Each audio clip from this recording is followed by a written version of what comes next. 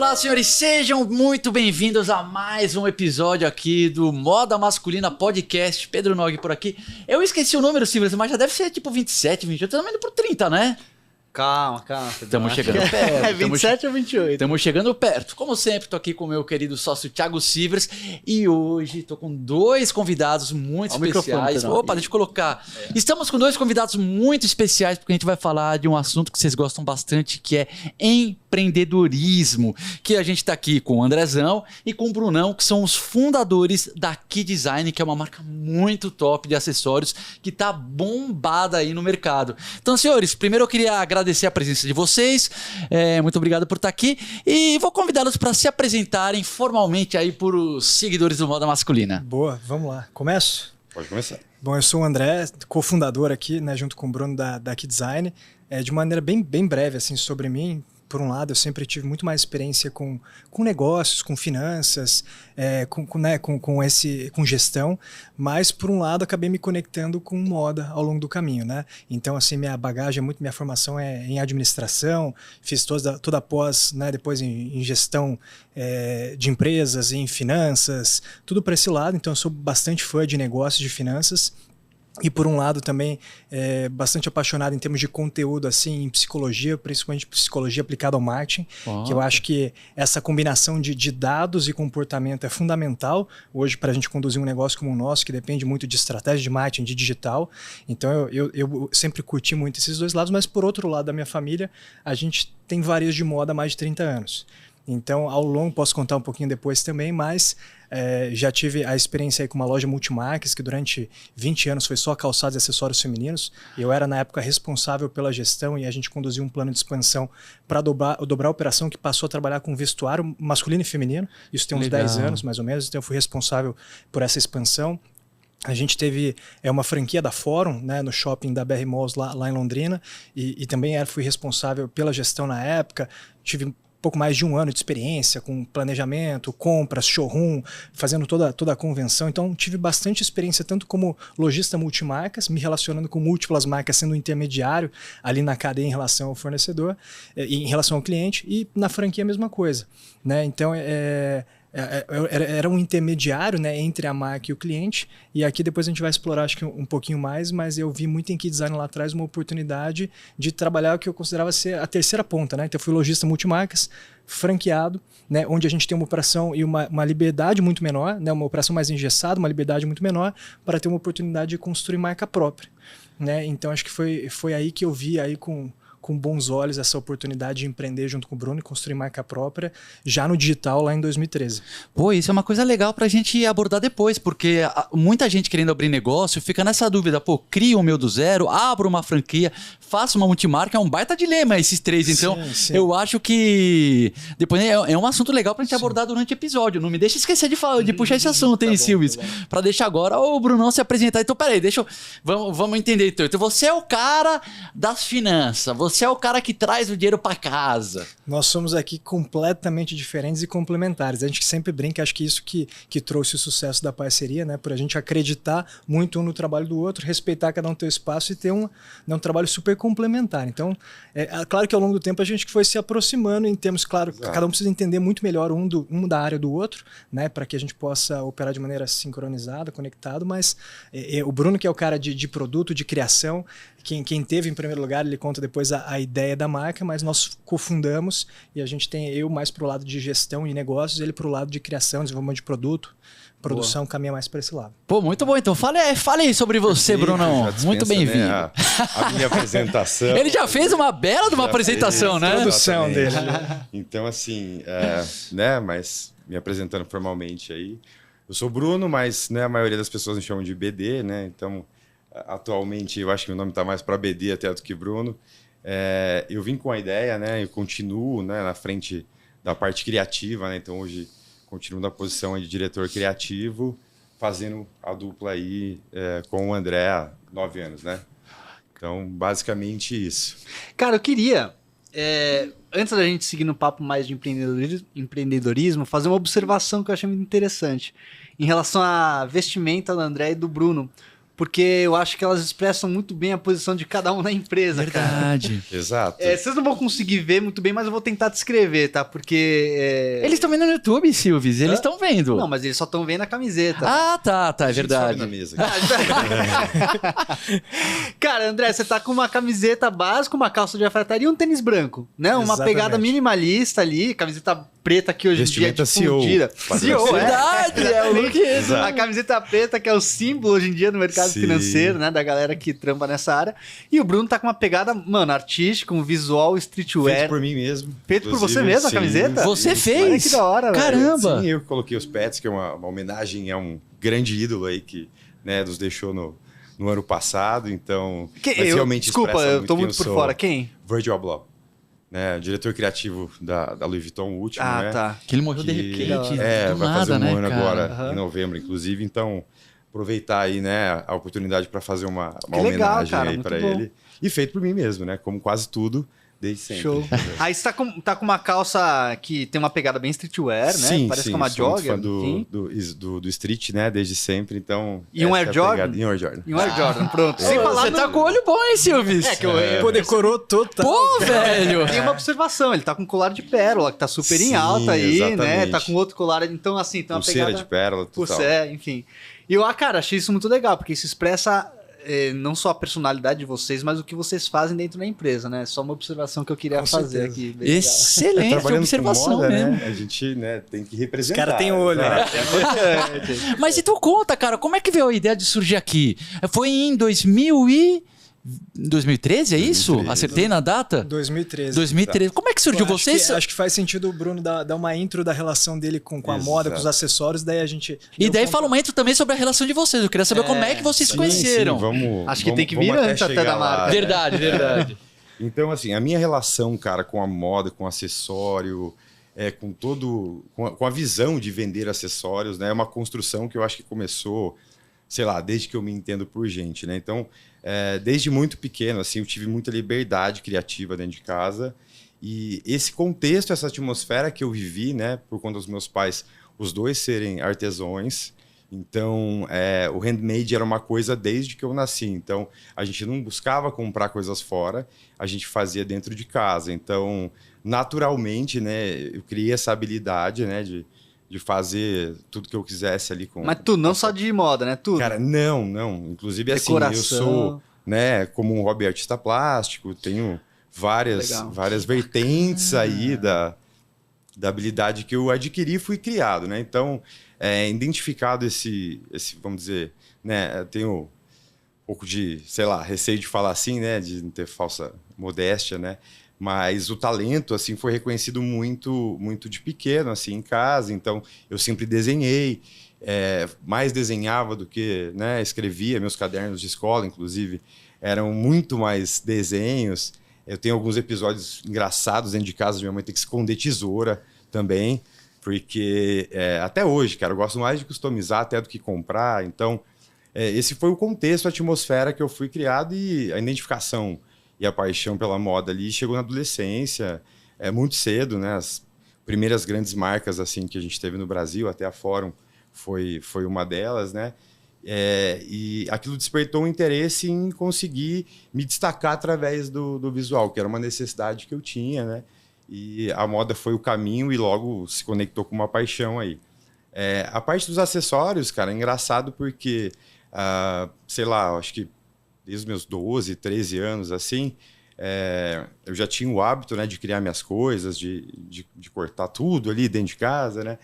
E tem até um vídeo, né, depois eu compartilho com vocês, contando a história da primeira pulseira, que ela foi feita com um cadarço de um sapato do meu pai, né? Então, assim, eu fui lá e cortei, amarrei no braço e... Cara, o sentimento que eu tive é o que eu tento transmitir até hoje para todos os meus clientes, assim, né? Faço muito pensando nisso. Que a autoconfiança que aquilo me deu, sabe? De me destacar, de estar usando uma coisa diferente, né? Me pegou, assim, arrebatou e fui levando aquilo ao longo da minha vida. Então, Só um cadarço amarrado no cara, um cadarço amarrado. Só que esse cadarço foi se transformando em novas peças, né? Aí ao longo, aí, sei lá, do início da da minha juventude ali, eu já era conhecido na cidade por ser o cara dos acessórios, que eu estava sempre cheio de acessório. E aí veio a visão, né, nessa sequência, porque não tinha onde comprar, né? Entendi. Então, pô, se eu estou fazendo, as pessoas estão reparando, admirando, querendo comprar, então eu acho que aí tem um negócio. Isso né? foi lá em Londrina? Isso lá em Londrina, Tá. tudo lá em Londrina. E o que foi, né, só consolidar aí essa teoria e transformar num negócio foi quando eu fui morar nos Estados Unidos, fazer um intercâmbio, e principalmente para ter acesso à moda, porque aqui era muito caro. Eu já conhecia todas as grandes marcas, né, através de revista impressa, que é o que tinha.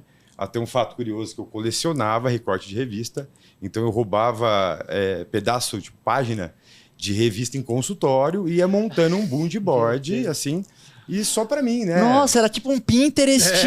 mais físico. Manual, físico. Caraca. Poderia ter vindo com a Exatamente. ideia do Pinterest, tá vendo? Pô, né? Ia ter sido até melhor que a nossa. Eu acho que talvez menos difícil, né? Mas, enfim, essas são alguns detalhes aí da minha história. E quando eu fui morar nos Estados Unidos, aí eu conheci todas as grandes marcas, tive acesso a muitas delas, né? E eu vi o quanto tantas marcas que eu admirava vendia acessório.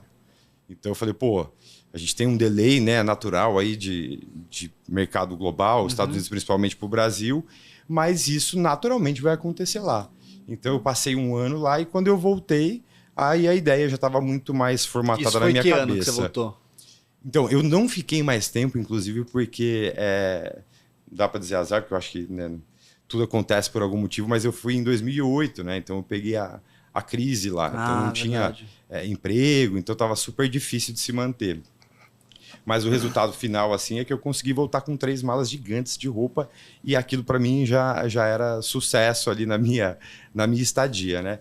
E voltando de lá, a ideia estava muito mais formatada na minha cabeça, aí eu comecei a dar os primeiros passos em pesquisar materiais, referências, as que eu tinha conhecido lá, e comecei a esboçar os produtos, né? Só que eu fiquei um bom tempo patinando ali até conseguir material que né, fosse de acordo com a minha ideia, com a minha expectativa. E fui maturando isso, mas em paralelo ali até o meu primeiro trabalho ali que eu tive, que foi onde vai se conectar com o André, que eu né? conto, aí linkando essa parte, como é que a gente se conheceu, né? Então, contando um pouco de mim antes disso e como é que daí a gente se conecta. Eu estava seguindo uma outra trilha, então, estudando lá, a gente comentou, né, mais a parte de administração, gestão, negócios, e até quando eu também fui fazer um intercâmbio, ficar um tempo fora, voltei, e como eu tinha perdido um semestre ali da faculdade, eu decidi trabalhar um tempo fora das empresas da família, eu curtia muito o mercado financeiro, então fui trabalhar numa corretora, fiz todo ali aquele negócio, tirei certificação de agente autônomo, curtia bastante economia, estava vivendo essa oportunidade ainda na graduação, no meio, quando minha família tinha, por enquanto, na época, uma operação de multimarcas, ali de calçados e acessórios femininos, e eles tinham acabado de fazer a aquisição da franquia da Fórum. Legal. Só que minha mãe sempre fez o papel ali de gerente de loja, né, de salão de loja, mas nunca mais essa parte de negócio, de trás ali. E, poxa, encontraram dificuldade em tocar essas 2 lojas, falaram, sai aí dessa tua experiência e volta para cá para poder ajudar a gente a tocar essas operações. Só que não era algo que eu queria. Falei, vamos fazer um combinado. Eu entro aqui, eu vou tentar ajudar, de alguma maneira, a gente a arrumar a casa, mas eu quero partir para outra. Principalmente porque eu via muita limitação em pensar que eu vou ter uma operação de varejo físico em Londrina, algo muito restrito perto da minha ambição, assim, em termos de crescimento, desenvolvimento pessoal, profissional. Mas acabou sendo super interessante, porque eu mergulhei ali na época nas 2 operações, no modelo financeiro de ambas, e ficou muito claro para mim que, por um lado, a gente tinha um modelo financeiro bastante comprometido na franquia, né? Tanto uma situação de custo de ocupação super elevado naquele shopping, somado a não boas perspectivas para a marca, né, na minha visão na época. Então minha sugestão foi, falei, na minha sugestão, vamos vender a franquia aqui o quanto antes para tentar, né, poupar o máximo possível aqui do investimento que foi feito nesse negócio. Enquanto isso, eu acho que a gente tem uma excelente oportunidade na loja multimarcas. Né, porque acho que até um ponto para mim interessante quando a gente fala em franquia de moda, porque por mais que uma marca se mantenha muito tempo no auge, em algum tempo ela está sujeito, né, a um declínio, e você como franqueado tem muito pouco o que fazer, né, em relação a isso. Agora, como lojista multimarca, eu acho que ao trabalhar o mix de marcas da loja, você consegue se adaptando e conseguindo caminhar ao lado do teu cliente. Verdade. Então você pega lá, você tem 15, 20 marcas no teu mix, se você vai trocando 2, 3 marcas a cada coleção, né, ninguém percebe, mas você vai caminhando lado a lado e acompanhando a mudança de comportamento do teu consumidor, e é algo que é super interessante. Então, na época eu vi que a gente tinha uma loja que, poxa, tinha uma liberdade muito maior já em relação à franquia, né, tinha uma dinâmica de operação também muito mais tranquila se você comparar com o shopping, e a gente explorava só uma categoria ali, né, de calçados e calçados femininos principalmente, mais voltado para público AB. E aí a gente falou, vamos fazer um plano de expansão. A gente fez uma pesquisa, falou, vamos entrar com vestuário masculino e feminino, então eu fiz toda a parte de pesquisa das marcas, as negociações. Na época a gente montou um projeto de um corner legal por ali, apresentamos para a Shandong, que patrocinou o espaço, a gente tinha isso para evento, fizemos uma loja bem legal, então a gente dobrou de espaço. E a gente conseguiu ter o dobro de faturamento da franquia com 20% do custo de ocupação, o que impactava assim, muito a nossa rentabilidade. Então foi um projeto que levei até a venda, mas vivi durante 1 ano e meio a vida de um franqueado, fiz essa expansão e eu estava concluindo, vamos dizer assim, a minha missão por ali e ia partir para outra. Você já sabia para onde você ia partir? Não sabia ainda. Não, eu sabia porque é o seguinte, a gente tinha uma outra empresa que a gente trabalhava com trade de commodity, assim, semente de soja e trigo no atacado entre cooperativas. Completamente diferente. E eu estava muito mais para ir para lá para poder articular essas operações. Puta, nem vale a pena entrar, mas é um outro negócio. E aí, quando o Bruno foi lá para me vender plano empresarial de telefonia. Mentira! Né? Aí que eu não contei, mas quando eu voltei dos Estados Unidos, a única coisa que eu tinha certeza que eu iria viver de arte, né? Eu sempre fui conectado com isso, como sou até hoje, e de alguma forma de arte, que eu, né, tenho várias aí que eu exerço e eu curto, e a do momento, quando eu voltei, que eu tive algum contato lá, foi fazer mosaico. Então eu fazia quadros e fazia obras, cortando azulejo e montando e fazendo desenhos, né? E consegui passar 1 ano e meio com isso, né? Só que eu já estava há algum tempo com a minha atual esposa, então naturalmente aquela cobrança, né? Tipo, porque a classe artística tem muita... Acho que sofre muito preconceito, né? Muitas pessoas assim não levam muito a sério que aquilo pode ser realmente um trabalho e ser bem remunerado, né? Independente de, né, ter faculdade ou não. Eu tinha feito 5 anos de publicidade, mas travei, né, para ir para os Estados Unidos, e quando eu voltei tinha mudado grade muitas coisas e eu decidi, né, não continuar, apesar de ter aprendido bastante coisa.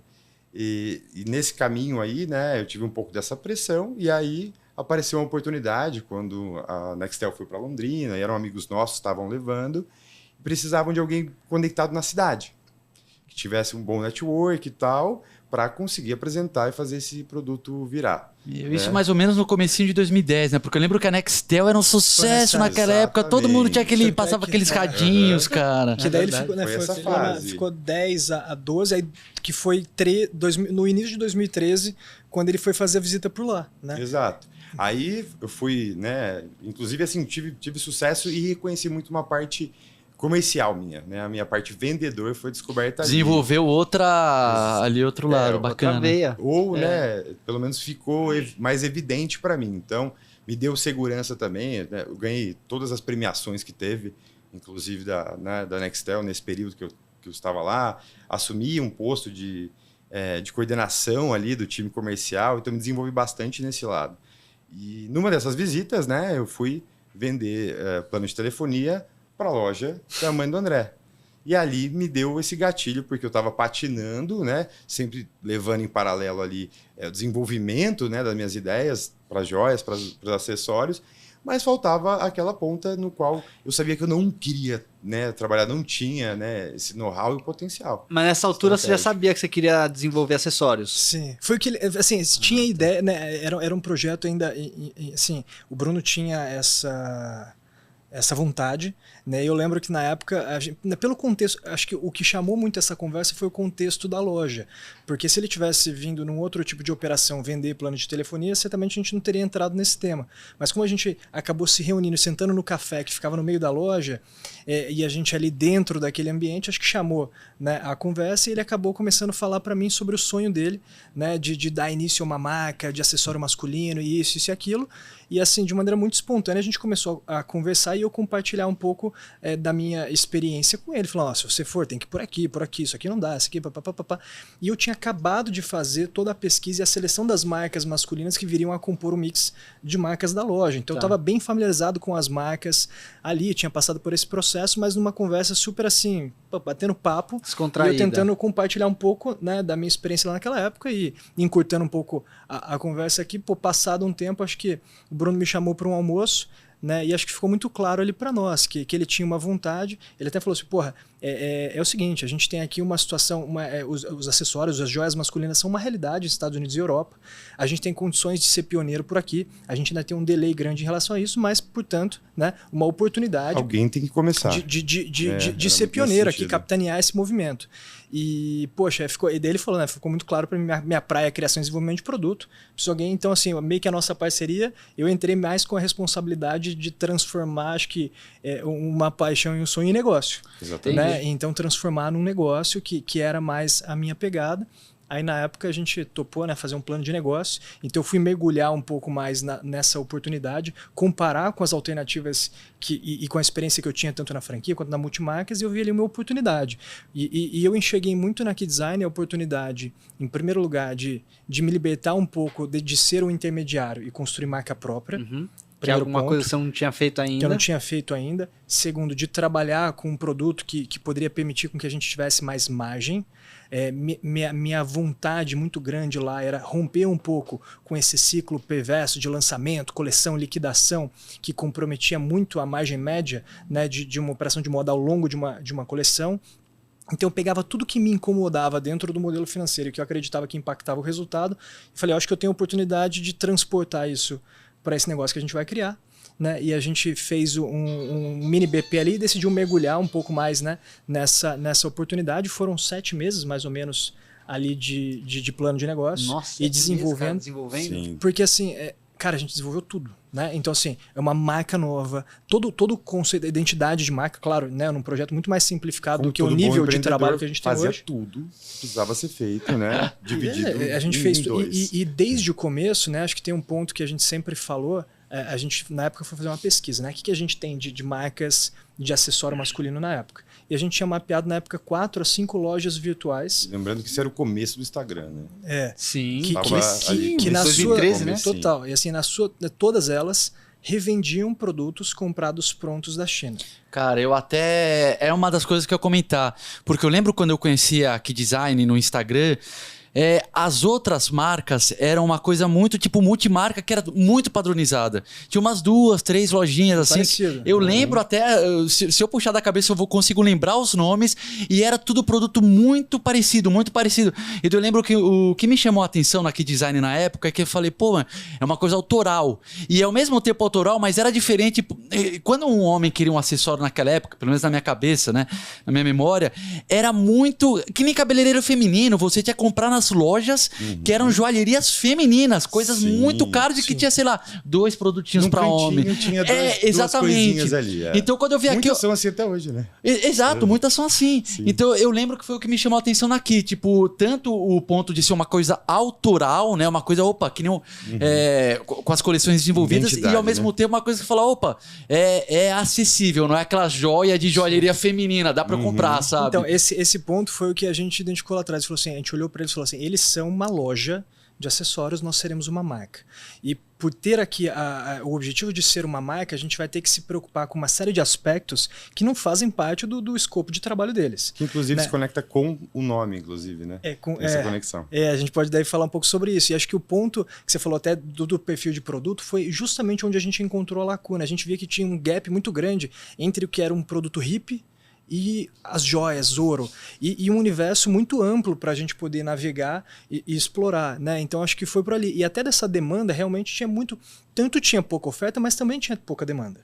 Então, de uma certa maneira, até a oferta era compatível com a demanda e com o comportamento do homem em relação à moda, em relação aos acessórios naquela época. Precisa gerar um interesse nos homens, O desafio, né? não Então, só daquela época até hoje, é mais criar o mercado do que criar o produto. É verdade. Então eu vejo, a gente conversa o quanto que o nosso desenvolvimento, em parte, se deu em torno do nosso desenvolvimento como empreendedores, do desenvolvimento do próprio negócio, e em parte da nossa evolução foi dependente da evolução do comportamento do homem em relação à moda. Sim, sim. Senão a gente não teríamos a abertura e o mercado que nós temos hoje. O que a gente entende, né, por ser um mercado endereçável, o addressable market naquela época, ele é outro hoje, né, dada a relação do homem com essa categoria. E o que a gente olhou... acredita ter muito participação nossa nisso, né? Tanto que a gente investiu de tempo, enfim, muita energia ali para construir esse mercado. Então hoje tem uma demanda muito maior. Eu acho que o grande mérito nosso é esse, a gente ter se empenhado em despertar o interesse e criar esse mercado, né? Foi um momento muito interessante, cara, porque nessa época 2013, 2014, 2012,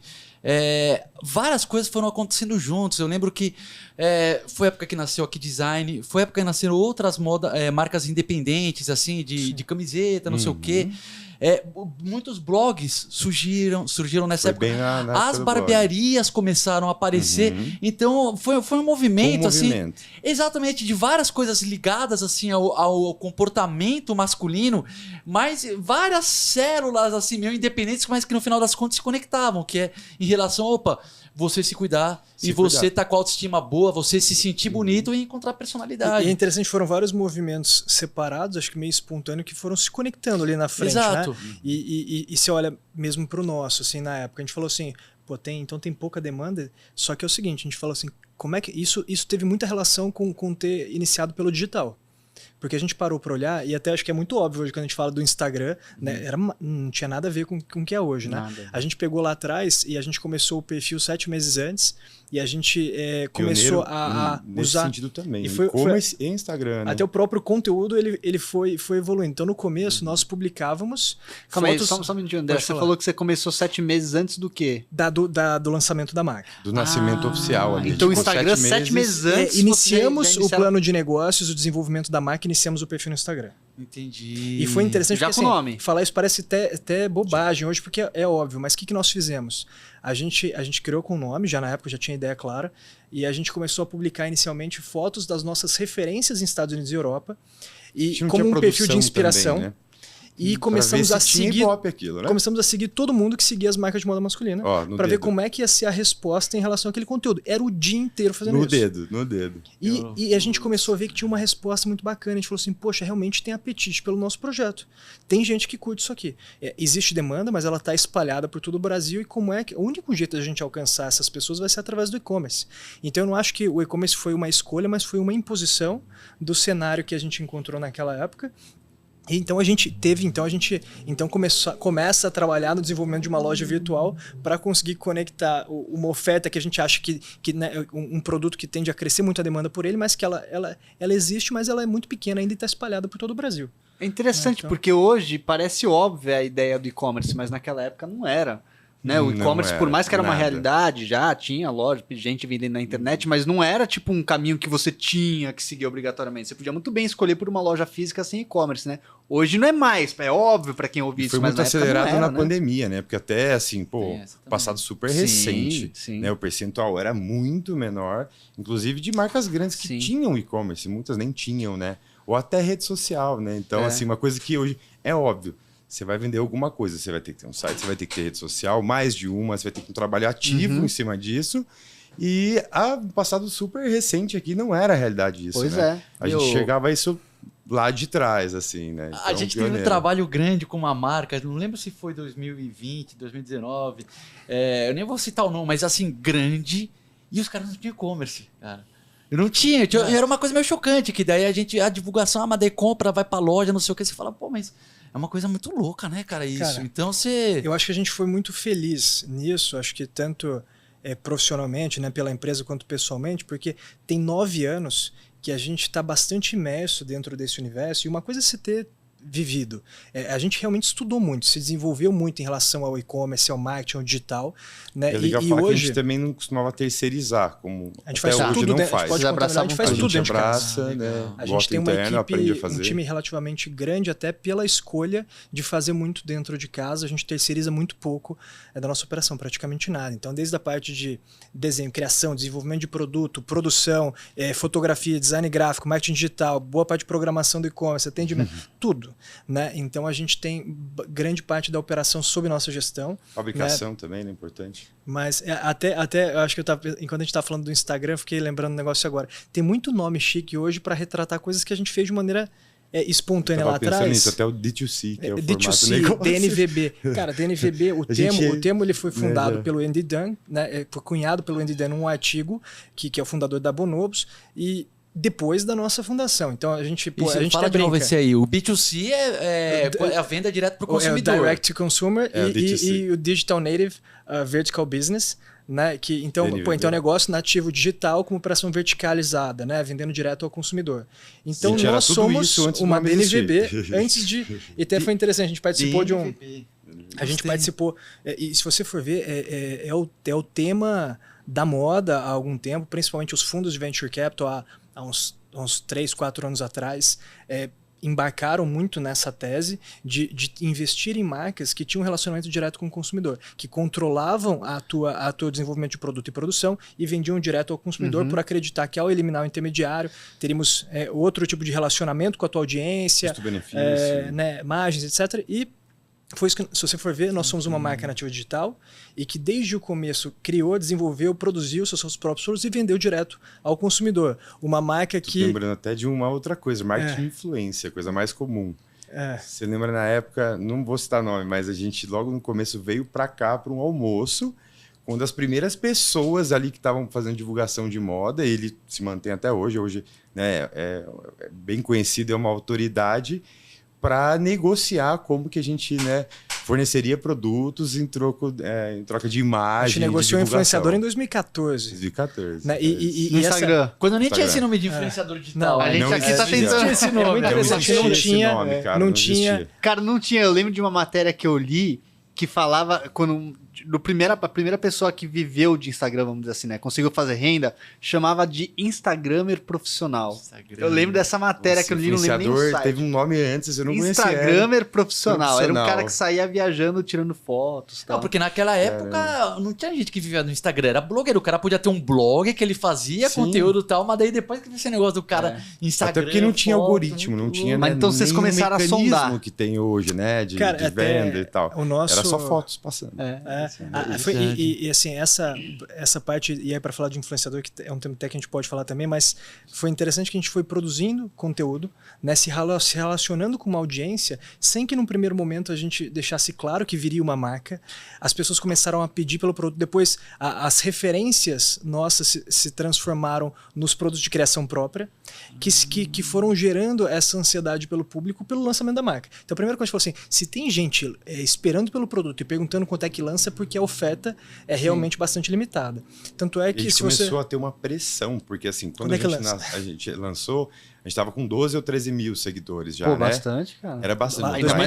Naquela época era grande. Era grande. Gigantesco. Então, estava gerando uma demanda reprimida que a gente estava gerando uma ansiedade maior ainda na gente, porque a gente não podia apostar nada, que tinha uma cobrança gigantesca e o povo começando até a desacreditar. Não, eu acho que isso aí não vai lançar, não vai nascer. Caramba. E então aquela pressão, né, para lançar o site, para começar a vender. Deixa eu entender uma coisa, gente. Vocês lançaram a página no Instagram já com o nome KeyDesign.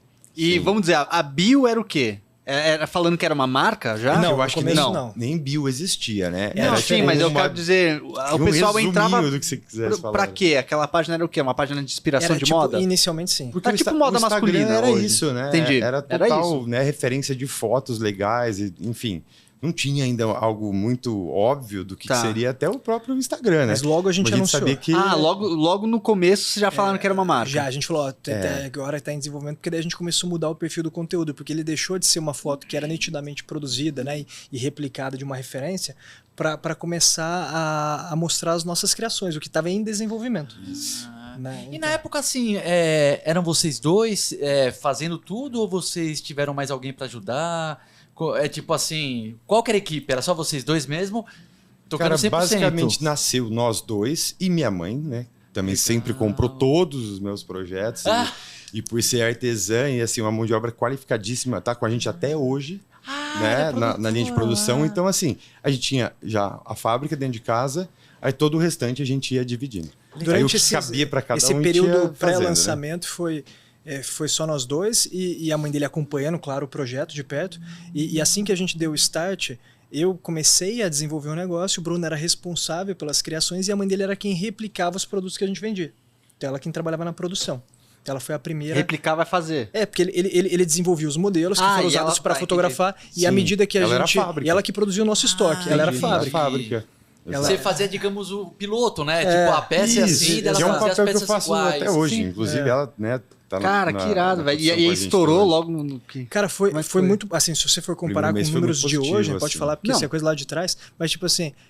Eu sei porque tem muita empresa que tem dificuldade hoje de tirar do chão, de fazer... Pô, a gente largou o primeiro mês, a gente vendeu...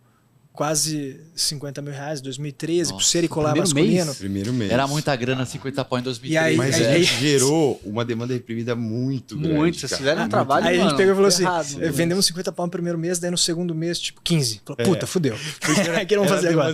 Demanda reprimida. Mas o que aconteceu? A gente viu, aí foi interessante que logo mas de cara... Tinham, desculpa, André, mas vocês tinham a ilusão de continuar vendendo assim depois do primeiro mês? Vocês sabiam que ia cair Na bastante? verdade, a gente achou que o primeiro mês não teria chegado nisso. Foi além das nossas expectativas. Então superou as expectativas, a gente já foi uma correria ali logo na largada, mas a gente viu o seguinte, foi interessante, falou assim... O 15 não era ruim, né? Não, é que o 50 era excelente. Toda a audiência que a gente foi construindo e criando essa expectativa foi um lançamento, vamos dizer, quando trabalha hoje, né? Então a gente fez esse lançamento por ali. Drop de uma marca. Mais uma coisa que a gente fez, né? A gente criou aquela puta demanda que a galera costuma fazer hoje para os lançamentos. Então a gente viu o seguinte, todo mundo que estava predisposto a comprar respondeu, né, de maneira imediata ao lançamento, fez seu primeiro pedido. E no segundo mês, quando a gente viu essa queda, foi importante, porque eu acho que chamou nossa atenção por falar assim, seguinte, quem estava predisposto a comprar, comprou. Então, de que maneira que a gente vai fazer um trabalho aqui para levar, né, essa marca, levar esse conteúdo a uma nova audiência, né, a novos clientes potenciais. Então foi aí que a gente começou a buscar mecanismos para poder estimular, né, né, amplificar ali o conteúdo que a gente estava produzindo. Começamos a buscar a trabalhar com mídia de performance. Então, pô, desde lá, então, Google, Facebook Ads. Também, né? Então a gente começou a fazer isso lá atrás e a gente teve, eu acho que a mentalidade financeira de não... Eu até lembro que, pô, hoje mudou um pouco disso, mas a pessoa, eu vou começar, com quanto que eu começo, com quanto que eu vou investir? Para mim, eu tinha um modelo financeiro muito claro na cabeça e falei o seguinte, a gente não tem um limite para investir. A gente tem aqui uma expectativa de retorno sobre o investimento. Enquanto a gente conseguir investir X e voltar Y, a gente vai acelerar o mais rápido possível. E a gente foi. Então a gente começou com 100, a hora que viu, chega no volume de mídia que a gente tem investido hoje, que é muito alto, mas por essa mentalidade de crescimento. Então foi só esse susto ali logo no segundo mês, mas a gente teve na sequência vários anos de bastante crescimento. Eu acho que um outro grande marco assim foi quando a gente entendeu bastante de como funcionava o marketing de performance, né? Esse também foi um outro grande salto que a gente até assustou ali bem no começo, nos primórdios mesmo, né? Eu acho que quando a ferramenta realmente estava funcionando, foi que a gente conseguiu entender, dominar ela, e ali também foi um divisor de águas ali. Eu acho que é um ponto bem importante. Acho que cabe falar também que eu acho que às vezes você vai ter sucesso por uma iniciativa ou por conseguir operar bem ou por ser pioneiro ou pelos dois, né? Eu acho que a gente foi muito feliz em ter sido pioneiro no nosso mercado e em ter empreendido no e-commerce naquela época. Porque a verdade é que o custo de veiculação de publicidade, né, de mídia de performance ali, o custo de aquisição de tráfego era completamente diferente do que é hoje. Sim. Então a gente conseguiu, num momento de construção de marca, de construção de audiência, surfar ali uma onda e um momento que era muito mais propício do que alguém que vai colocar de pé um projeto similar ao nosso hoje. Sim, né? Mas então... o poder de conversão, mesmo da mídia digital daquela época, era menor do que hoje também, né? Porque as pessoas estão menos propensas a comprar, eu acho, no digital antigamente do que hoje. As pessoas entendiam mais, muito menos, né? Tinha insegurança, né? Eu acho que até hoje tem, mas eu acho que o que conflitava realmente da pessoa comprar era principalmente a insegurança, mesmo conhecendo a marca. Né? Esse é um problema nacional, né? Essa insegurança de confiar em alguma coisa que você está vendo. Né? Eu acho que isso, de alguma maneira, se perpetua até hoje. Se você for comparar, assim, a gente... depois posso comentar um pouco sobre a nossa estratégia de varejo físico, mas quando a gente começou a fazer o preparo ali de um primeiro movimento, eu lembro certinho, era 2020, a gente olhando o report da Euromonitor, avaliando o mercado do ano de 2019. Então a gente tinha no Brasil um e-commerce com 5% de penetração em relação ao varejo físico, Estados Unidos com 10, 11. Mercado de joias e semijoias, Estados Unidos com 5, 6, Brasil 0,8. Então, assim, a gente vê que o mercado aqui né, de e-commerce ele vem fechando esse gap, mas se desenvolve de maneira muito mais lenta, e a gente está bastante distante dos Estados Unidos, e a gente vê isso no comportamento de compra online, que é um negócio que eu pensei quando você falou, porque se você for observar nos Estados Unidos, eles têm uma taxa de conversão maior que a nossa. Mas porque eles têm segurança em comprar e segurança que se der errado eles vão resolver. Então você pega 2 indicadores que chamam a nossa atenção, que contrastam com o que a gente tem por aqui. Uma maior taxa de conversão acompanhada de uma maior taxa de devolução. Então você vê que as pessoas se sentem mais confortáveis a comprar, convertem numa proporção maior do que a gente observa por aqui, mas devolvem com mais facilidade. Tá. E isso mostra um pouco do relacionamento deles com esse ecossistema, uma maturidade. É verdade, André. Hoje em dia eu vejo muita pessoa ainda com medo de comprar na internet porque a peça não vai servir. E aí eu respondo, cara, se não servir, você troca, tá ligado? Porque hoje em dia as pessoas não sabem, né? Não entendem que pode comprar na internet, chegar em casa, experimentar, se experimentar, se aciona a marca para trocar a peça. Aproveitando a audiência para deixar a dica aí. Não tenham medo, né? Vocês podem fazer isso a hora que vocês quiserem dentro do prazo, né? É bom lembrar também. Claro. Enfim. Então não tenham medo de arriscar a prova em casa. E respeitando também os produtos, né? Eu já vi falar de gente que, tipo, recebeu o perfume, abriu o perfume, passou o perfume, queria devolver. Perfume, por exemplo, se abriu já não pode trocar, né? Então, às vezes, se a galera pega o negócio, usa, vai pra uma festa, tal, suja, mancha, também tem que ter bom senso, né, galera? Bom senso. A gente tem algumas boas condições. A gente tem algumas políticas muito claras, assim, em relação ao time de experiência do atendimento, e vira e mexe a gente é questionado por esse tipo de coisa. E a gente tem algumas premissas. A primeira premissa, nós confiamos no nosso cliente. Não questiona. Falou que a gente respeita, a gente acredita, porque a gente acha que, né, a gente vai tentando fazer a nossa parte da maneira mais honesta possível, e se uma ou outra pessoa fizer algo de má fé, vai ser muito pouco relevante perto do benefício da confiança que a gente tem nos demais, que são idôneos. E até em troca. Tem gente que às vezes dificulta a troca porque acha que isso vai gerar algum custo para a operação. Talvez no curto prazo. A gente até fala por lá. O que você quer? Ter mais ou menos troca? A gente fala assim, depende. Eu quero, em primeiro lugar, que o consumidor acerte na sua escolha. Porque ele vai ter uma melhor experiência. Eu quero que ele não precise trocar. Mas eu quero que, se ele não acertar, ele troque. Que todo mundo troque. Porque o único jeito que a gente fala da gente ter a recorrência no futuro é garantir com que a pessoa tenha uma boa experiência e use o produto em primeiro lugar. Ninguém compra um produto, nunca usa e compra de novo. Né? Então a gente fala assim, a gente quer que ele acerte. Então eu quero, por um lado, que o nosso índice de troca seja baixo, porque as pessoas acertam, porque o conteúdo é bom. Mas eu quero que, se eles errem, seja muito fácil de trocar. Parte educacional também, né? Para o cliente entender ali como que funciona, como que mede, como que usa. Então, a gente fazendo essa parte, ele entendendo como que vai se encaixar no dia a dia dele, no visual, enfim. Ele vai ter essa segurança, né, em usar, e aí, tendo essa segurança, tendo uma boa experiência, ele vai comprar novamente. Então, essa é uma preocupação, assim, número 1 nossa. Vocês estão com quantas pessoas na empresa hoje? Próximo de 70 agora. Próximo de 70. Caramba, tá grande a operação. É que assim, ela é maior em termos de pessoas, até a gente brinca, né? Pô, eu nem acho que esse é um motivo só de orgulho, né? Se eu pudesse fazer o que a gente faz com 10, né? Talvez a gente fosse mais eficiente. Mas é o seguinte, a gente tem essa operação verticalizada. Então a gente acaba tendo um time maior por algumas escolhas. Primeiro, a gente tem a produção própria. Então nesse time tem a produção. Então tem uma fábrica. Vocês têm uma fábrica, vocês não terceirizam ali para um fornecedor.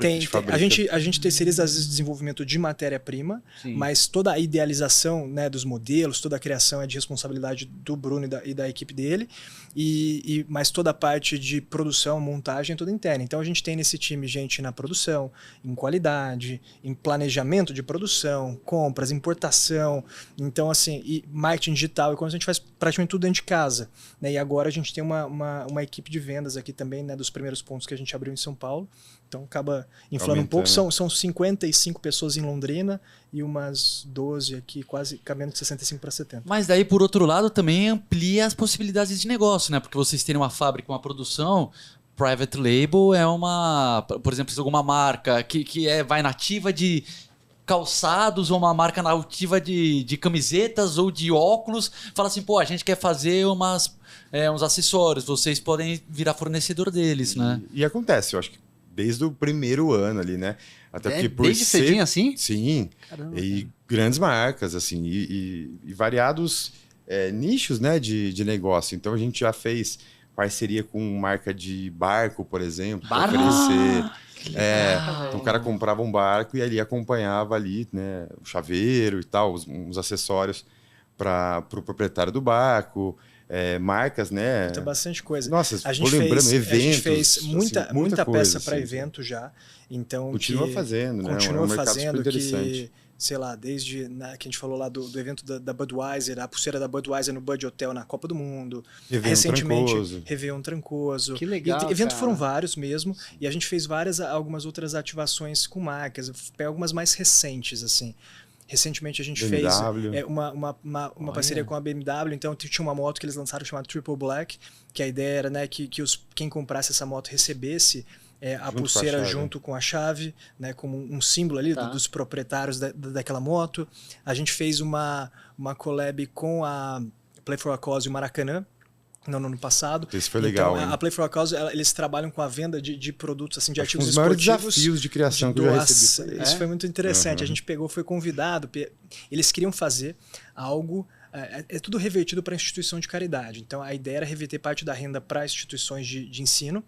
E o desafio foi o seguinte, eles falaram, gente, nós compramos a rede do Gol do Maracanã, e a gente tem um desafio para vocês fazerem uma peça usando a rede do Gol do Maracanã. Então o Bruno teve que criar... A rede do Maraca caiu no meu colo, literalmente. Chegou lá, o saco com a rede suja. É para limpar, não, é para ser assim mesmo. Tem que ser assim para refletir o que ela é. Aí como você transforma numa joia linda, que vai despertar desejo...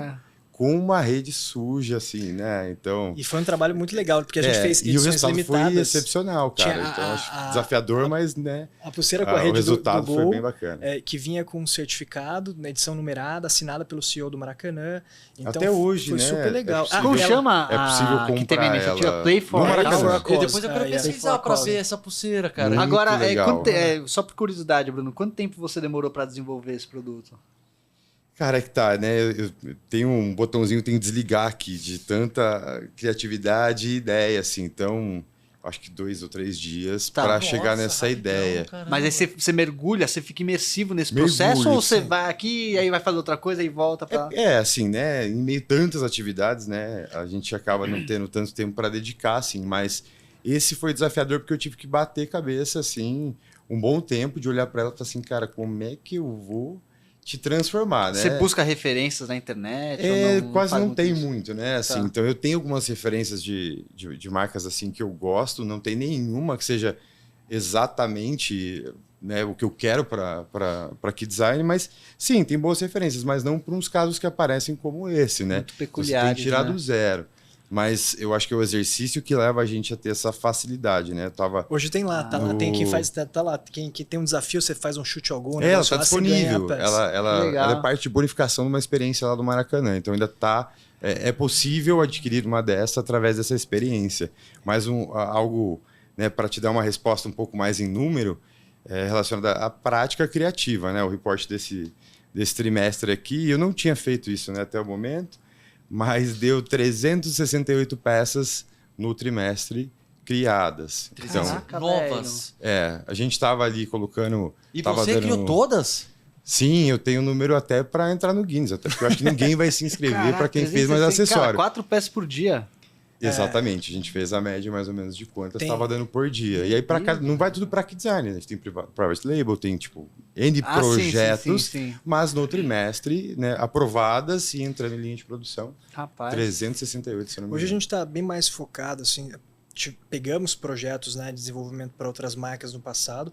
Hoje, assim, praticamente 100% focadas em desenvolvimento de marca própria, fora um único projeto que a gente tem, né, de desenvolvimento terceirizado, mas tem muito dessas iniciativas, né? Então acho que concilia muito do tempo com o desenvolvimento de produtos para o portfólio, quanto para essas colaborações que vêm se tornando cada vez mais frequentes. Então até hoje a gente vem fortalecendo o time de criação de operações para conseguir dar conta das oportunidades que aparecem, porque hoje a gente tem muito mais problema em não conseguir aproveitar as oportunidades do que gerá-las.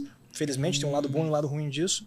Mas, recentemente foi isso. Foi a pulseira do Luan Santana para comemorar a nova música dele, que eles nos procuraram. E daí a gente às vezes vai além, né? A gente fez não só a pulseira, como fez o convite, fez a caixa de convidar as pessoas para o evento. Vamos soltar uma collab legal com um grande influenciador aí agora no mês de dezembro. Vai ser um negócio super legal. E a ideia é que isso se intensifique a partir do próximo ano. André, só dá uma puxadinha no mic, por favor. Isso. A partir do próximo ano a gente tem aí a intenção de fazer pelo menos aí uma colaboração a cada 2 meses. Né? A ideia é que a gente possa se alavancar muito na audiência de outras pessoas para poder construir marca, alcançar novos clientes.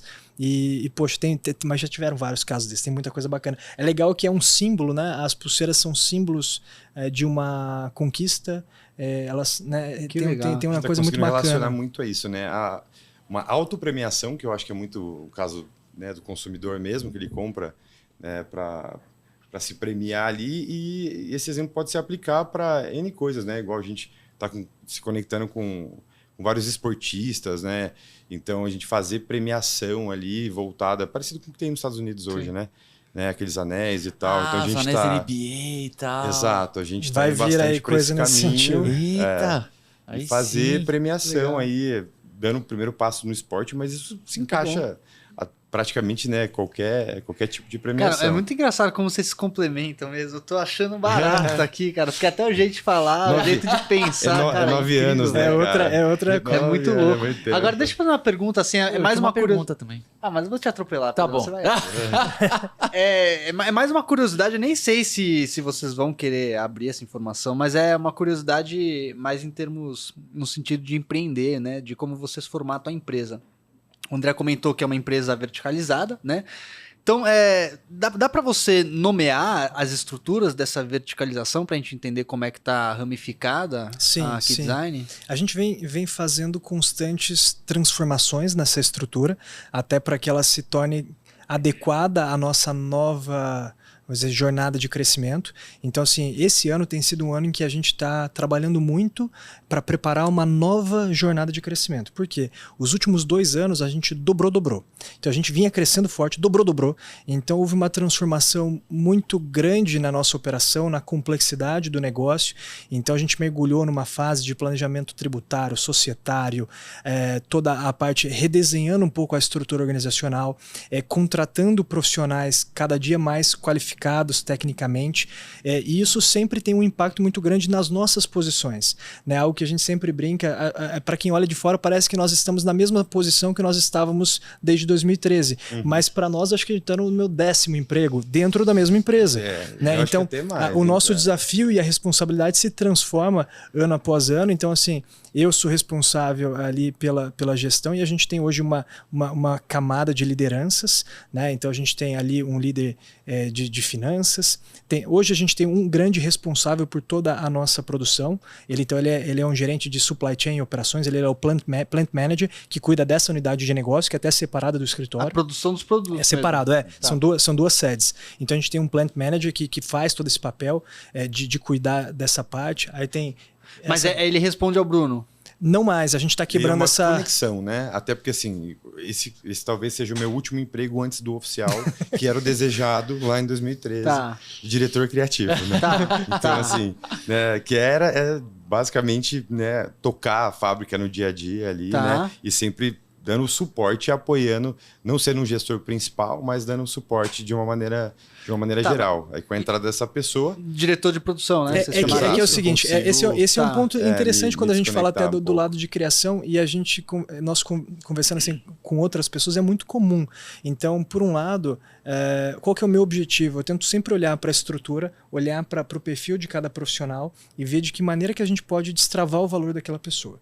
colocando a pessoa certa na posição certa, né, para que a gente tenha o melhor resultado possível dentro do negócio. E a gente, né, se provocou muito ao longo do tempo de olhar que a gente tem o BD aqui com essa capacidade criativa e com o potencial que a gente acredita que ele tem de gerar valor nessa frente de negócio, dedicando 15% do tempo dele talvez à criação e 85% a outras frentes do negócio. Então é um processo, é um caminho que a gente vem buscando de estruturar a operação para que cada um possa ocupar o seu espaço, onde mais pode, né, enfim, entregar valor converter realmente, quando converter. Então agora, por uma distribuição óbvia, eu caminhei inicialmente mais para o lado gestão, negócios, finanças, e-commerce, marketing. O Bruno foi mais para criação, compras, produção, qualidade. Então ele assumiu uma responsabilidade combinada de vamos dizer, de criação com produção. Tá. Então agora a gente vem quebrando esse vínculo dele com a fábrica, até fisicamente. Então a gente tem uma unidade que é a fábrica e outra que é o escritório. Agora a gente está transferindo o time de criação para o escritório para quebrar o vínculo dele com operações que agora tem um responsável. Para que ele possa se dedicar mais à arte. Então essa mesmo, pessoa né? se conecta mais. A minha sala, a minha mesa, tudo, né? Ficava na fábrica, inclusive. Então agora permite esse movimento de eu me juntar ao escritório, né? Então, mas aí esse diretor de produto, então, ele faz mais o que ele faz exatamente? Ele vai cuidar, assim, é que ali tem várias posições assim na fábrica, mas ele é o responsável por toda a produção. Então, assim, a gente tem um time falando quais são as lideranças, tá? Então a gente tem, né, o Bruno toca a parte de criação, aí a gente tem um responsável ali tá mudando um pouco mais por produção e operações, um por compras, aí você tem uma pessoa à frente de cada um dos canais de venda, então uma que lidera o canal de e-commerce, um do B2B e outro de varejo físico, uma pessoa à frente do marketing, uma pessoa à frente da experiência do cliente, um em finanças, é mais ou menos essa estrutura. Você falou 7 aí. Tá. Acho que tem 9, 10 aqui agora. Tá. É que a gente está redesenhando um pouco essas lideranças. Então, assim, o nosso papel vem se moldando ao longo do tempo. Então, eu acabo tendo muito a responsabilidade do desenvolvimento da estratégia e da integração das estratégias das múltiplas áreas para que isso se converta, né, no objetivo compartilhado que nós temos aqui como empresa, como marca, como negócio. E a ideia é que o Bruno possa ser, vamos dizer, ele seja um pouco mais isolado na criação, para realmente maximizar o nosso potencial criativo. Acho que se a gente fez tudo que a gente já fez com 15% do tempo, a gente está bem animado com a próxima fase. Como se você fosse você pensando numa orquestra, você faz o trabalho do maestro e o Brunão é o primeiro violino solo. Não, é o compositor, Pedrão. O compositor, gostei, velho, melhor ainda. Mas o violino é o primeiro violino mas o violino reproduz a ideia. O violino é mãe. Até então eu tava compondo, tocando violino, batendo bumbo com o pé aqui. Aqueles caras que aquela orquestra ambulante, né? Mas sentido, é isso. Compositor e maestro. A gente está em constante transformação e eu acho que eu diria que agora, depois de 9 anos, é que nós estamos muito mais próximos da posição que nós idealizamos, mas isso não é assim, algo que foi sendo construído, né? Tudo depende de pessoas, né? Então, que sirva de exemplo, essa história que a gente está contando, né? Vários empreendedores devem estar escutando a gente. Sim. Já saibam que não é um caminho, né, fácil. Provavelmente o que você almeja, a hora que você está abrindo, está iniciando uma ideia, você vai se colocar nessa posição, talvez, né, igual o nosso caso, 10 anos depois. Mas não desanimem. Tem que o tempo inteiro, né? O tempo todo. Tem RH lá? Desculpa, Pedro. Sempre foi um negócio que a gente antes tinha a gestão de pessoas bem descentralizada. Então, assim, cada gestor de cada uma das áreas tem bastante liberdade por definir a sua estratégia de time, das posições e por escolher com quem ele trabalha. Então, por exemplo, eu não escolho com quem ninguém trabalha. Então, assim, claro que eu participo do processo de decisão, eu cobro o líder, o gestor, por resultado. E ele, a partir do momento que ele tem a liberdade por escolher com quem ele trabalha, ele não tem uma muleta pronta para poder justificar um resultado abaixo da expectativa. Porque se eu escolher alguém para trabalhar com ele, pronto, o André escolheu alguém para trabalhar comigo, o meu resultado não foi como a expectativa por conta disso. Então, essa liberdade todos têm de escolher com quem trabalham. Até mas a gente trabalham, né? Então assim, todo mundo tem que apresentar a tua proposta, teu orçamento e tua estratégia. Então eles têm a liberdade sobre gestão de time. Só que a gente acabou entendendo ao longo do tempo que não necessariamente ali alguém que lidera uma área é um gestor ou tem experiência com gestão, muito menos gestão de pessoas. Então hoje a gente está desenvolvendo, já temos um profissional para ser o gestor de pessoas por ali, para poder trazer um pouco mais de coesão entre as práticas de gestão e a maneira como a gente conduz o relacionamento com as pessoas em toda a empresa. Claro que tem uma liberdade em cada uma das áreas, porque diferentes áreas demandam um diferente tipo de gestão, um diferente tipo de estratégia, mas existe uma unidade, né, em torno da cultura, do comportamento que a gente espera, que vem sendo praticada, e porque com essas mudanças a gente tem muitas contratações o tempo inteiro. Então a gente estava vendo essa métrica ontem. Nós, né, aqui nas 2 unidades de negócio, em uma, nós temos 60% do time que está na empresa há menos de 12 meses, e na outra 50% do time. As 2 unidades quais são mesmo? Que é a fábrica e o escritório ali. Então vamos falar que a gente tem pouco mais de 50% de todo o time entrou na empresa há menos de 12 meses. Nossa, bastante. Isso faz com que a gente tenha que ter cada vez mais melhores métodos de recrutamento e seleção, né, de contratação, de desenvolvimento de pessoas, porque a gente precisa constantemente estar treinando, desenvolvendo, e sem ter alguém olhando para isso, acaba que a atenção do gestor ela concorre com os seus desafios do dia a dia, com a necessidade de recrutamento e seleção. E se não tem um gestor de pessoas, né, alguém de pessoas para apoiar o gestor nesse processo, a gente viu que eles acabam sendo lentos em relação aos movimentos que são necessários de serem feitos. Então, vou dar um exemplo. De tanto trabalho que vai dar você trabalhar a demissão de um profissional que não está performando conforme as expectativas e contratar um novo, você acaba sendo negligente em relação a isso e não fazendo nada. E aí deixa a pessoa que não está performando. Então a gente trouxe alguém que vai apoiar os gestores nesse processo para que isso seja simplificado de maneira que... Mas esse apoio é o que na prática? Essa pessoa vai apoiar recrutamento e seleção. Então ela hoje faz toda a responsabilidade pelo mapeamento da estrutura do desenho de cargos.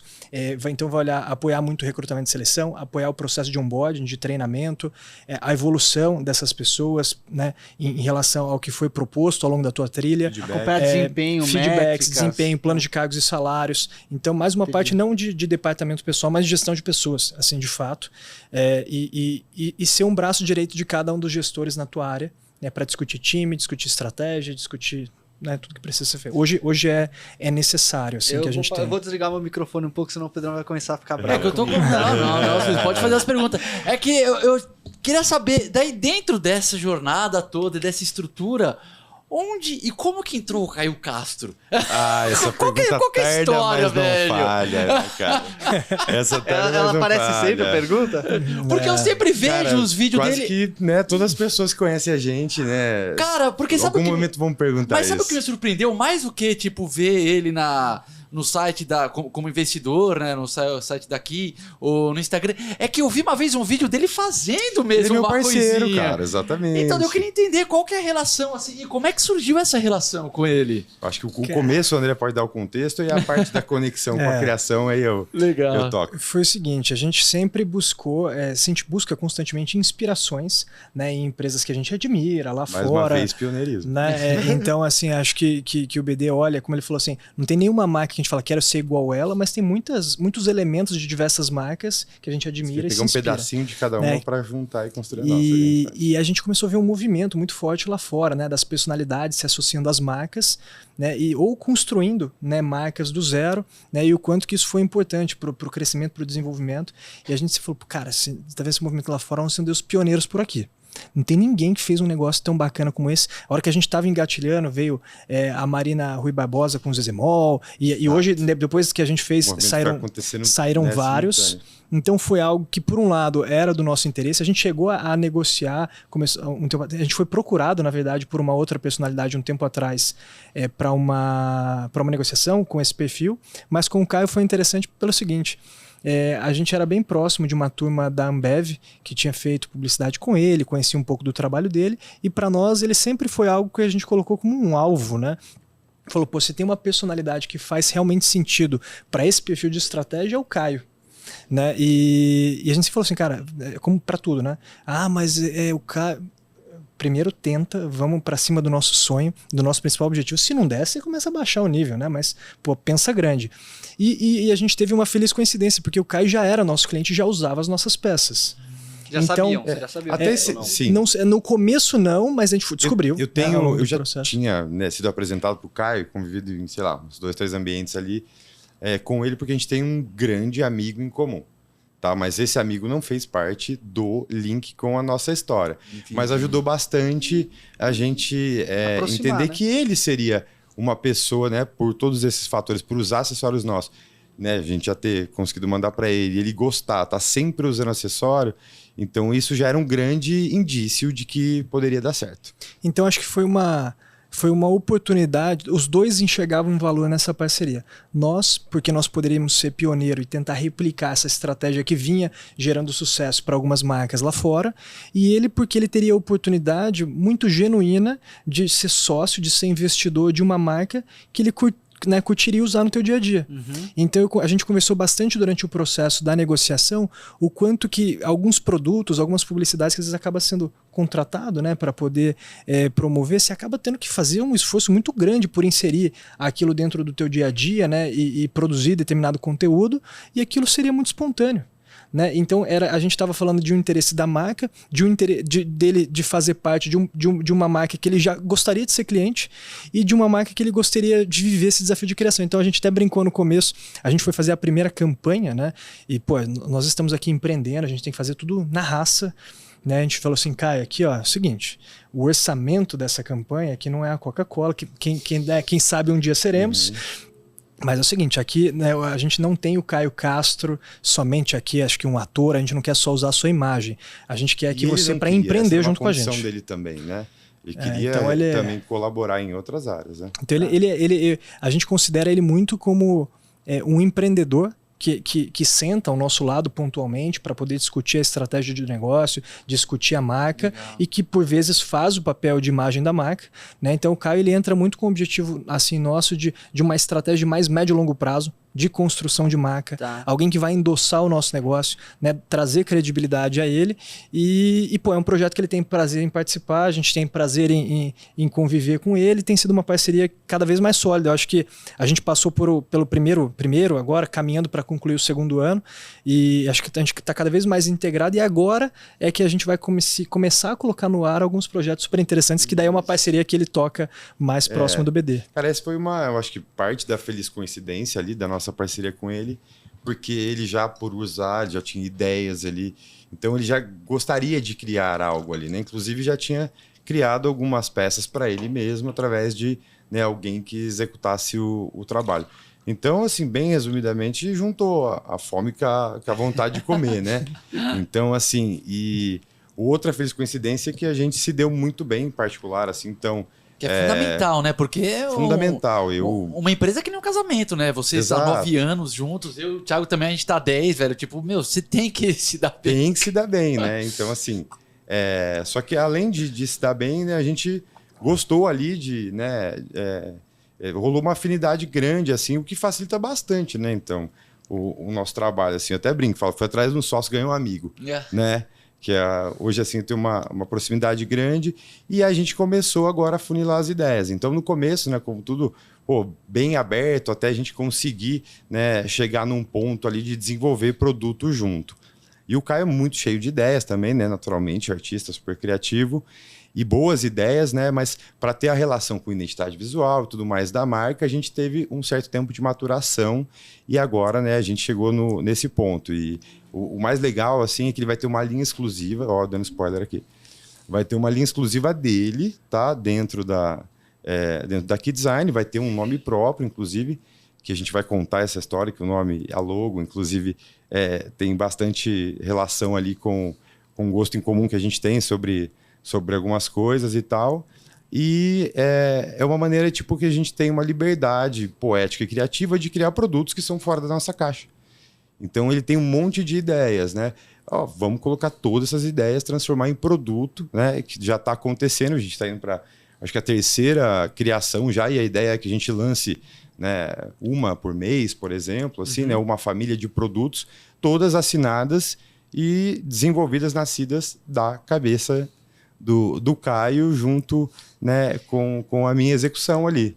E eu acho que agora a gente vai nascer o nosso primeiro filho. Eu acho que a gente tem uma nítida mudança aqui na expectativa entre o que nós esperávamos no início da parceria e qual a estratégia atualmente utilizada por nós, porque claro que, né, pela força que o Caio tem, né, a imagem dele tem, a audiência que ele tem no Instagram, por exemplo, a gente faz uso da imagem dele em campanhas, na produção de conteúdo, utilizamos dos canais dele de comunicação, mas hoje a gente vê que a gente tem um leque muito mais amplo, né, que a gente pode explorar com essa parceria. Além da parte de criação e desenvolvimento de produto, o Caio tem funcionado para nós muito como um hub de oportunidades, porque ele tem um relacionamento muito grande com marcas, com outros artistas, com outros influenciadores. Então a gente também vem na cola aí com uma ou outra collab que foi promovida, o relacionamento inicial, a introdução foi promovida por ele. Pessoas que eram do seu relacionamento, colaborações com outros artistas que virão na sequência também, quem fez a ponte inicial foi ele. Então eu acho que foi importante esse momento para a gente se conhecer, seja para desenvolver produto, seja para ajudar. É difícil eu ajudar no teu negócio se eu não conhecer ele. É difícil eu criar produto, você chegar assim, eu pensei num produto assim, você fala, cara, tudo bem, mas como é que nós vamos executar isso? Então acho que parte desse processo inicial foi entender como é que nós desenvolvemos, como é a relação aos nossos fornecedores, mergulhar um pouco nas questões técnicas, na questão de viabilidade econômica, financeira. Então assim, ele precisou desse contexto para poder sentar junto e começar a criar. Não esqueça, né? Vocês falaram que vira um videozinho e tal. Ele tem realmente, a gente montou na casa dele um ateliêzinho, né? Com as ferramentas, com matéria-prima. A gente manda abastecimento de novidades mensalmente. Então ele realmente tem um cantinho dele ali que ele pode desenvolver e ajudar. Então, de fato, ele é uma extensão ali da criação também. Eu acho essa conexão aí que vocês têm com ele real, autêntica. Ele mexendo nos negócios assim, eu acho sensacional. E daí falando agora também, já que a gente está falando do momento presente da marca, vocês estão falando presente e futuro, né, das collabs, dos lançamentos. Eu estava lendo uma entrevista que vocês deram, acho que foi na Pequenas Empresas e Grandes Negócios, falando sobre para onde que aqui está indo. Que vocês pegaram um aporte, né, receberam investimento agora em 2022, estavam até cogitando pegar outro, e que uma grande parte da estratégia está sendo na abertura de unidades físicas. Eu queria que vocês contassem um pouquinho assim, o que as pessoas podem esperar daqui Design em 2023 nesse sentido? Por onde é que vocês estão indo? Certo, acho que ao longo do tempo a gente vem buscando cada vez mais clareza no nosso posicionamento e na nossa estratégia. Então, nós, ao longo dos anos, já flutuamos um pouco em relação ao posicionamento, né? Até acho que é interessante isso. Quando a gente lançou a marca, apesar de ter acreditado que pulseiras e colares poderiam ser a porta de entrada, nós sempre almejamos ser o que nós considerávamos ser uma marca de moda masculina completa, que era vestuário, ser uma marca de vestuário. E a gente conhecido pelo design, até a ligação com o nome. Então assim, a gente começou com uma marca que foi reconhecida inicialmente por uma marca de pulseiras e colares, que gradualmente a gente começou a inserir carteira, cinto, mochila, gravata, boné, abotoadura, tudo quanto é tipo de acessório, né? E começamos a nos posicionar como uma marca de acessórios masculinos. E num terceiro movimento a gente iniciou a comercialização de vestuário. Camisa, calça, bermuda, camiseta, polo. Só que ao longo desse tempo o mercado foi se transformando o comportamento do homem com a moda, e a gente começou a entender que a limitação de oportunidades que nós tínhamos com determinado perfil de produto já não era mais uma realidade. Então foi quando, em 2020, nós tomamos a decisão de romper com todas essas linhas de produto, seja o vestuário ou os acessórios em couro, e iniciarmos a construção de um novo posicionamento de uma marca de joias masculinas. Então hoje aqui Design se posicionando como uma marca de joias masculinas, joias em aço e joias em prata. São as duas linhas que nós temos. Então esse é um posicionamento muito claro e é a maneira como a gente vai continuar nos próximos anos muito provavelmente. Então comercializar, né, no nosso portfólio, tendo pulseiras, colares, anéis e brincos de aço e de prata. Cara, que demais. Só antes de você continuar, um comentário. Como às vezes você focar e concentrar é um passo... Às vezes as pessoas que estão empreendendo acham que o próximo passo sempre tem que se ampliar. Mas acho muito interessante isso que você está comentando, que em vez de ampliar, vocês falaram, não, vamos focar no que a gente é o melhor. E fechar ali 2, 3 unidades, que você falou, vestuário e couro, para investir mais tempo e mais energia nos acessórios, nas joias. Muito interessante. Sim, até depois a gente pode falar sobre esse tema, que acho que é um ponto importante até dentro de moda masculina, mas quando nós fechamos, é difícil você abrir mão de uma linha de produto que gera receita, é rentável, e que a gente teve, né, relativo sucesso em determinado período. A gente mal lançou a camiseta, no primeiro ciclo ali de coleção a gente vendeu quase 20 mil camisetas. Mesmo ela sendo o acessório do acessório. Tá, então assim, isso foi muito... No nosso caso era o acessório, né? Então ela era para complementar ela foi um negócio interessante. Só que a gente viu que isso atrapalhava um pouco o desenvolvimento da nossa estratégia. A gente, na época, acabou começando a bater de frente com marcas de vestuário masculino que hoje estão se tornando nossas parceiras. Né? E tem até o caso, por exemplo, depois a gente pode falar da Aramis, que eles fizeram, né, recentemente lançaram um marketplace de moda, e foi uma tese que nós desenvolvemos, é algo que ainda está aí no nosso radar, e que foi, inclusive, nós fomos estimulados por um fundo a executar essa tese para receber determinado aporte numa época, mas a gente achou que fugiria um pouco do nosso propósito e o que a gente acreditava, que era o seguinte: vocês conhecem a Huckberry, que é um dos principais portais de moda masculina que tem nos Estados Unidos. Então eles são um portal de moda lifestyle voltado para o homem.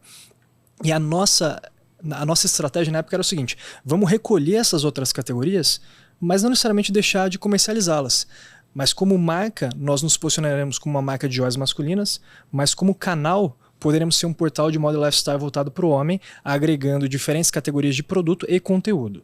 Então, a gente acha que aqui no Brasil não tem nenhum portal com essa característica. E então é uma tese mais focada no digital, que foi estimulada por um dos fundos para a gente tentar repicar, tropicalizar esse sucesso que a Huckberry tem lá fora.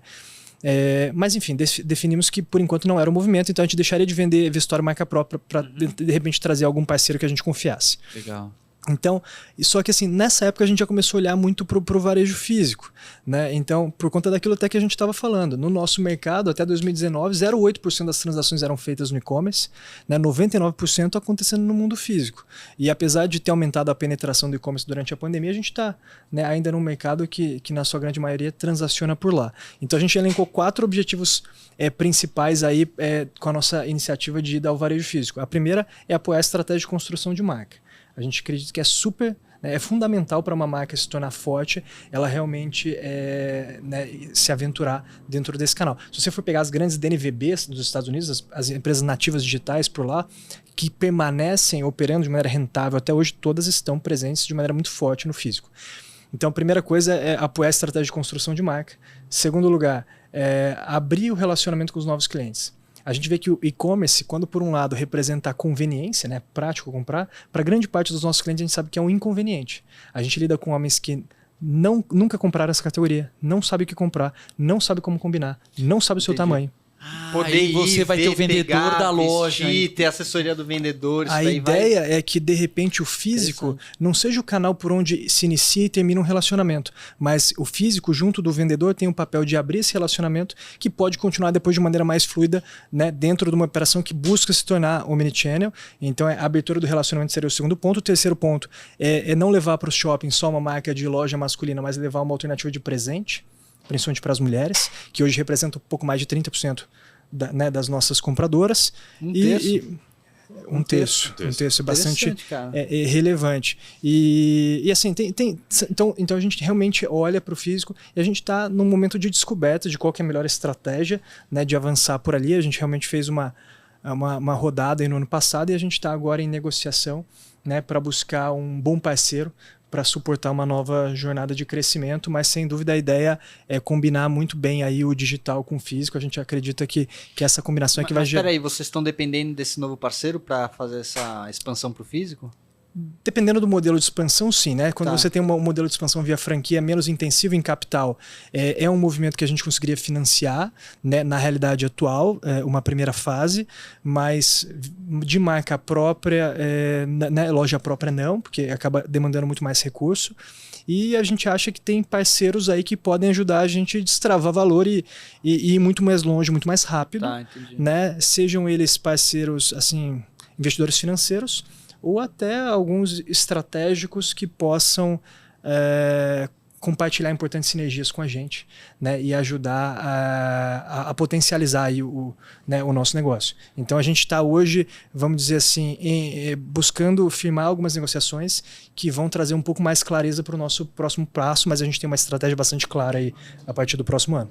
Cara, eu adoro bater esses papos com o pessoal mais de gestão e finanças, que nem você, que nem o Gui Campos, da Dr. Jones, porque lá no Elombre, no Moda Masculina, eu e o Thiago, a gente é da criação, na verdade. A gente não tem essa pessoa, né, Silvio?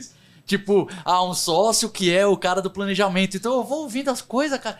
Pra mim é tipo como se estivesse fazendo uma aula de negócios. Eu vou falando, caramba, olha que legal, a gente precisa ter um RH, sabe? Tipo, eu vou pensando nesses negócios. O André tá dando consultoria, inclusive. Você faz mesmo, cara? Tô brincando. Cara, não, mas é bem-vinda, cara. Não, sei que acho que é um negócio interessante, eu vejo que a gente vem buscando se aproximar muito de outras marcas, né? Eu acho que a gente participou de um programa super legal ali da Endeavor, né? Do Scale Up da Endeavor, onde a gente teve contato com inúmeros mentores. Então a gente tem um relacionamento próximo com várias grandes marcas por conta desse programa.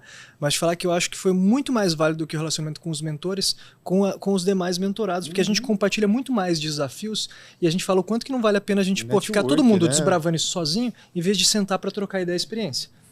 Então eu via que a gente pôde muito mais se ajudar entre as empresas do programa do que necessariamente com os mentores que tem uma empresa de um outro porte que vive uma outra realidade. Eu acho que até o que eles esperam com esse programa é que aconteça isso, né? Porque eu acho que antes tinha um ambiente, eu acho que de maior rivalidade entre marcas, entre seres humanos de uma maneira geral. E hoje essa questão, né, da colaboração, seja ela, né, em produto, em negócio, essa troca só fortalece, né? Não é um contra o outro, estamos todo mundo junto. Cara, a gente já teve muito essa conversa com o criador de conteúdo, porque também às vezes pode parecer assim, porra, um blogueiro, daí o outro são concorrentes, mas na verdade não é, porque se um cara faz um trabalho legal, que tipo, opa, a marca gosta, ela vê que tem criadores sérios, pô, o que ela vai querer? Conhecer outros criadores, ela vai querer expandindo. Então, eu penso muito que nem você, cara. Quanto mais, tipo, vai se andando junto, várias partes do mercado, pô, cara, todo mundo sai ganhando, inclusive o consumidor, né? Pra dizer que eu acho que a gente tá falando de consultoria, mas pra dizer que, pô, eu acho que nada melhor do que às vezes essa troca é uma consultoria que a gente oferece um pro outro, né? Trocando ideia e experiência. E a gente acabou de sair, né? Não pode falar quem, mas a gente acabou de sair de alguém que concorre com a gente, para trocar uma experiência que a gente entende que muito mais é nós contra todo um desafio, inteira, né, e uma missão que a gente tem com determinado público, né, do que necessariamente nós contra eles. O que a gente tem de oportunidade de aprender junto e se desenvolver cada um ali na tua jornada, a gente acha que é maior do que a gente realmente tentar esconder alguma coisa, né? Porque a gente ninguém esconde nada hoje, né? Mais pessoas usando joias e acessórios. Exato. Ele é uma pessoa que colabora para que isso aconteça, né? Exatamente. Esse é o ponto. Em vez de ficar dois brigando por, sei lá, uma fatia de... Vou falar um número aleatório, mas 1%. Pô, é melhor se juntar e expandir esse 1% para 3, 4, 5, 10. Pô, não sei, 50. Mulher eu chutaria que deve ser para cima de 50, né? Que os acessórios. Homem, é um outro mundo. A gente fala disso, né? Fala assim, nosso desejo é que se transforme o comportamento do homem com essa categoria, que vá para todo lado, e é nosso trabalho nos prepararmos para capturar o máximo possível dessa demanda que aparecer. É a nossa grande meta. A gente quer que tenha mais gente ajudando. Então, por isso que a gente se identifica tanto e gosta do trabalho que vocês fazem. E a gente falando quanto que é legal esse debate sobre isso, porque quanto mais gente estiver fortalecendo toda essa relação do homem com a moda, mostrando o quanto que isso vai muito além, né, de uma coisa fútil. Até a gente vai se perguntar, por que as mulheres usam joias? Para dar um incentivo aí. Belo incentivo, hein? Cupom M15 para quem não usa, pra galera aí comprar no site. Aqui, ó, Bruno. Isso, ó. Aí sim. 15 é bom, hein? 15 é bom, cara. Cara, 15% de desconto, galera, pra vocês conhecerem os produtos. Pra aumentar o mercado. E eu tô querendo também dar uma... Olha lá o marketing tomando um susto lá agora. É promoção surpresa, relâmpago.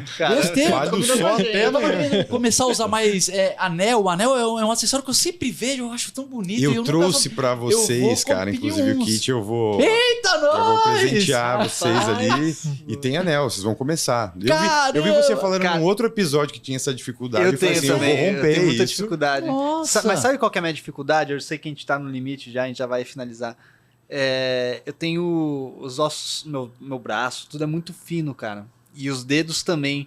Então, eu sinto que o anel faz muito volume, sabe? Por mais que ele seja fininho, essa é a minha dificuldade com o anel. Mas a gente vai superar isso, né? É só achar o que vai ter a proporção correta no dedo correto, que combina com você. Por exemplo, eu acho que eu me atrevi a trazer um que eu acredito que seja esse. Legal, pô. Obrigado. Então, eu acho que essa barreira a gente vai romper aí com esse presente. Maravilha. Meu, sensacional. Então, cara, o pessoal aqui da produção já deu sinal que estamos chegando no finalzinho do nosso tempo de estúdio. O papo passou voando. E eu queria agradecer demais vocês aqui pela presença. Foi muito bacana bater esse papo. Essa dupla que vocês têm é sensacional, cara. A gente que agradece. O cara da gestão, o cara da criação, eu imagino que isso seja um dos grandes, talvez, se não o principal fator aí do sucesso daqui, porque... Total, 9 anos sem uma discussão, nenhum conflito, nada. Rapaz, eita, aí você me surpreendeu, porque o Cifras é toda semana alguma cara. Fogo. Cara, acho que a gente tem inúmeros aprendizados, né?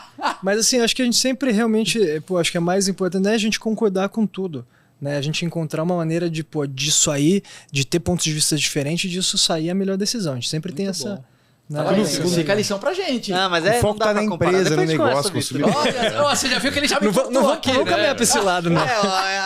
Como é que fala que a roupa suja se lava em casa? Isso. Então, cara, eu queria agradecer muito vocês, eu queria parabenizar, porque, cara, eu realmente acompanho há muito tempo o trabalho daqui, desde os primeiros anos, e eu acho muito foda o que vocês fazem, cara. Tanto na questão aqui do Brunão, do design das peças, que são lindas, minimalistas. Obrigado. Eu acho, realmente um trampo incrível.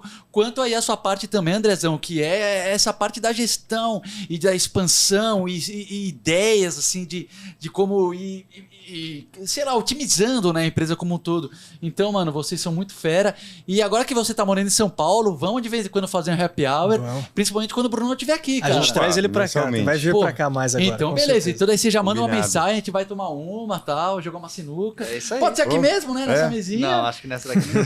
E Silvio, sempre um prazer gravar contigo. Obrigado por tudo. Valeu pra galera do Tchê Podcast. E deixo pra vocês fazerem as considerações finais aí.